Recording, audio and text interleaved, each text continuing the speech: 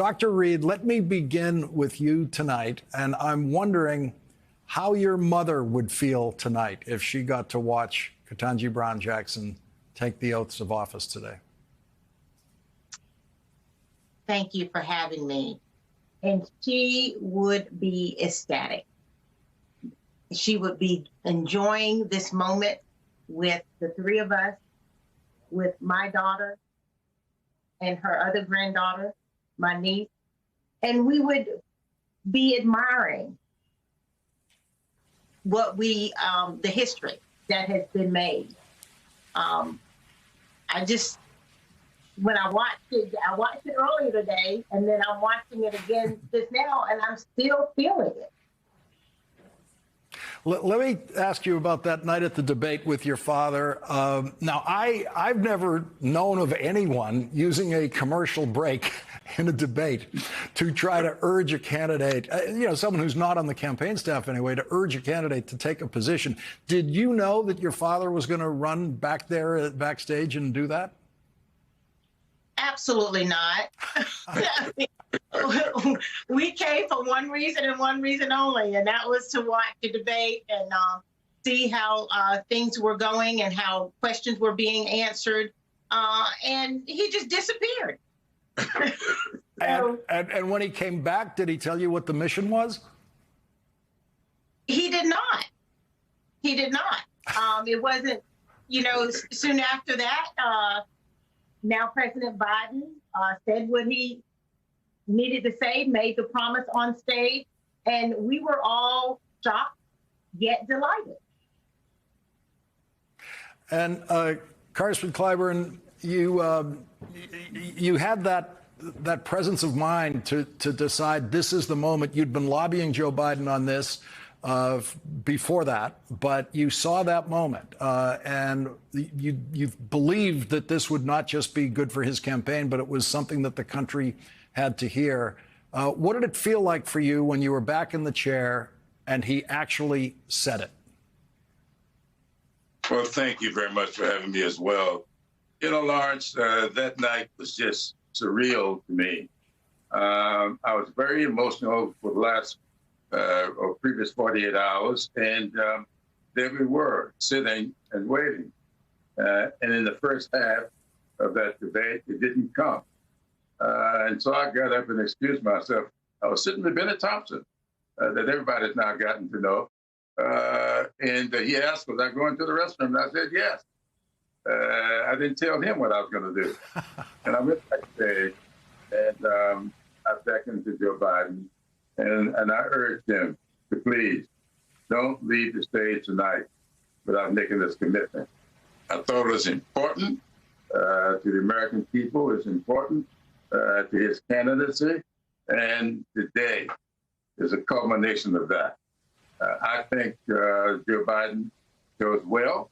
As you know, there was about a dozen African-American women under serious consideration. It got down to 3, and my choice was one of the other 2. But this is a good choice, a great choice. And I think that this country is going to be very, very proud of her. We can never forget that when you did endorse Joe Biden, you invoked your late wife. It was as if she was present that day, the way you brought her into that room and into that endorsement. And so I was thinking of what you two would be saying to each other today if Emily were still with us. Well, she was with us that night. Really, the day of the endorsement, the next morning, is really when it all came full circle. Because she had said to me 6 months earlier, she passed away 4 months before the endorsement, but she said to me that if we really wanted to win, we needed to nominate Joe Biden. And there I was talking with my daughters, telling them that I had to keep this promise, and asking them what they thought I needed to do. What did Joe Biden need to do? And this was one of those things that came up in that discussion. And so I was keeping a promise, and I was really carrying out a mission. And I think that if she were here tonight, she would not really be, she would rejoice, but not the way we do. Emily never did. She always sort of went off to herself to enjoy the moment. She did not participate a whole lot in bravado. She was a fun-loving person, but she was a little less emotional about these things than a lot of people are. Dr. Reed, America is lucky that Jim Clyburn has the daughters he does as his senior advisors and lifetime advisors. Has he always been open to this kind of advice? Yes, he has. We are a family. We sit around the table. We talk a lot about issues, about our troubles, our triumphs. So we have conversations about just about everything. And with the nomination, we knew that representation mattered a lot. And the representation just wasn't there. So it was an argument that the congressman had no answer for, because with representation comes a lot of buy-in, from every constituent, and we needed that. Congressman Clyburn, Ketanji Brown Jackson has as difficult a job as a Supreme Court justice as anyone has ever had. She enters on the minority side of the court, just 3 of them on that side. It's 3 with 6 who can dominate all of the outcomes at the Supreme Court. What is your hope for Justice Jackson as she enters the court? I'm very hopeful that she will stay true to her principles. I've read a lot about her background, her family. In fact, her father is a fraternity brother of mine. I did not know that before this whole effort. And I know the principles that we live by: friendship, scholarship, perseverance, uplift. If those things have been imparted to her, I would hope that she will stay true to her principles and maintain the kind of perseverance that her parents went through to get her to where she is today, and be able to carry that around the bench, around the table, when they were discussing issues. Carry the argument. That's the best that she can do.